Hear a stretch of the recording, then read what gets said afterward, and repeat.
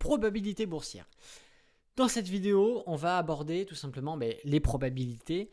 Comment est-ce qu'on fait pour mettre un maximum de chances de son côté afin de réussir son trade. Donc il faut savoir déjà que en bourse, on ne peut pas faire 100% de taux de réussite, c'est impossible. Et puis ceux qui vous feront croire ça, méfiez-vous parce que même les meilleurs traders au monde essuient des trades perdants et ça c'est tout à fait normal, ça fait partie des probabilités, le 100% n'existe pas. Alors l'importance des probabilités. Déjà tout simplement, il est de la logique que de suivre les probabilités. On est d'accord. Aller contre les probabilités, ça va être favoriser la perte. Il vaut mieux avoir 60% de chance de réussir un trade gagnant que 40% seulement. Et tout ça, ça va se calculer. Vous avez déjà vu dans mon autre formation qui est destinée aux débutants comment est-ce qu'on fait pour calculer les probabilités. Mais en grosso modo, pour faire simple, vous avez compris que plus on a d'indications qui va nous donner une même direction, plus cette direction va se retrouver à se réaliser, grosso modo, vous avez bien compris. Les probabilités se déterminent en additionnant toutes les informations données par les graphiques et indicateurs techniques, que ce soit la tendance, que ce soit les indicateurs techniques, que ce soit les chandeliers. Tout ça va nous faire comprendre si nous avons plus de chances de partir à la hausse ou à la baisse, ou alors en tendance neutre, et on viendra prendre position en fonction des conditions et de tous ces éléments. Donc, tout simplement, vous avez bien compris, on en a parlé dans la vidéo précédente, sur tout simplement votre graphique, quand vous ouvrez votre actif, on va avoir en réalité une réussite d'un trade haussier de 50% et une réussite d'un trade baissier de 50%. Vous avez une chance sur deux de réussir votre trade. Mais quand on vient prendre en compte tout simplement l'évolution du graphique en lui-même, on va comprendre qu'on peut favoriser et maximiser les probabilités de son côté.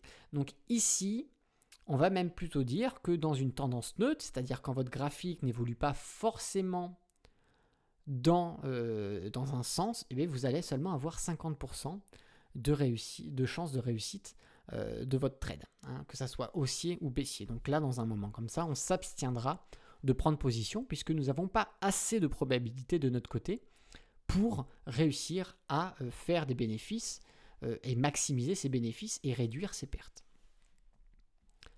A l'inverse, dans une tendance haussière, on va avoir 70% de chances que notre trade haussier réussisse contre seulement 30% de chances que notre trade baissier réussisse. Donc là encore, on prendra position dans le sens des probabilités. 70% ce sont des bonnes probas, on va plutôt miser une pièce sur les 70% que sur les 30%.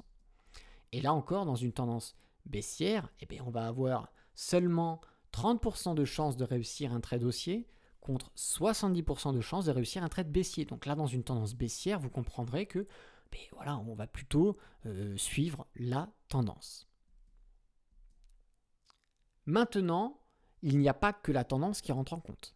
Vous avez votre graphique, ici nous sommes en graphique en 5 minutes, ça n'a pas réellement d'importance, mais vous avez des indicateurs techniques. Ces indicateurs techniques-là, le premier va vous donner une position positive avec un mouvement haussier, donc on partira plutôt à l'achat, et le deuxième indicateur vous donne exactement la même chose. Donc ici, tout simplement, on a plus de chances de réussir un trade à l'achat qu'à la baisse. Donc qu'est-ce qu'on va faire? Tout simplement, on va suivre nos indications.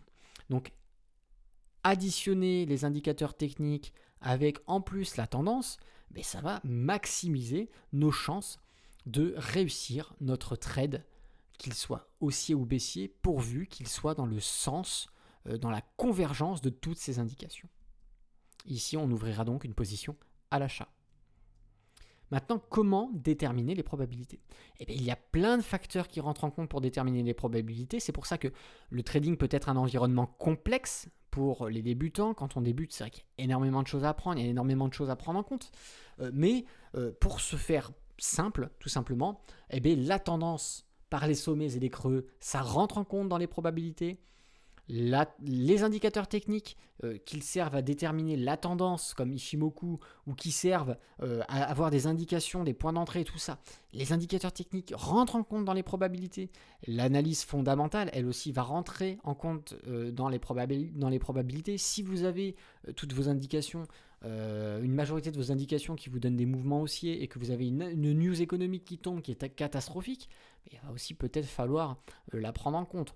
Ou alors savoir à quelle heure est-ce que tombe cette analyse fondamentale pour peut-être ne pas trader pendant la sortie de la news, pour vous mettre à l'abri justement d'une éventuelle perturbation qui pourrait y avoir sur vos graphiques. Nous allons aussi comprendre que les supports et résistances peuvent jouer aussi des rôles sur des probabilités. On a beaucoup plus de chances de venir résister sur une résistance et de venir se faire supporter sur un support que peut-être de les casser. Hein, tout ça encore est à prendre en compte parce que vous avez des supports et des résistances qui cassent facilement, d'autres qui résistent, d'autres qui font qui vont venir faire des oscillations, donc on va venir ranger sur un support ou sur une résistance. Là encore, hein, ça rentre en compte dans les probabilités. Ça, c'est important de les prendre en compte. Et on va avoir aussi les différentes unités de temps. Qu'est-ce qui est dit sur mon graphique en 5 minutes? Qu'est-ce qui est dit sur mon graphique en 15 minutes? Ces choses-là vont avoir de l'importance, puisque si vous n'avez pas les mêmes indications sur ces deux graphiques, qu'est-ce qu'on fait? On a une divergence d'indications sur mes deux temporalités, même peut-être sur mes trois temporalités, rien ne correspond. Alors qu'est-ce qu'on fait? Est-ce qu'on investit au risque de ne pas trop avoir de probabilité et de laisser faire le hasard, ou est-ce qu'on s'abstient de trader et qu'on attend le moment propice pour pouvoir rentrer en position? Donc tous ces points-là vont être déterminants dans la compréhension des probabilités.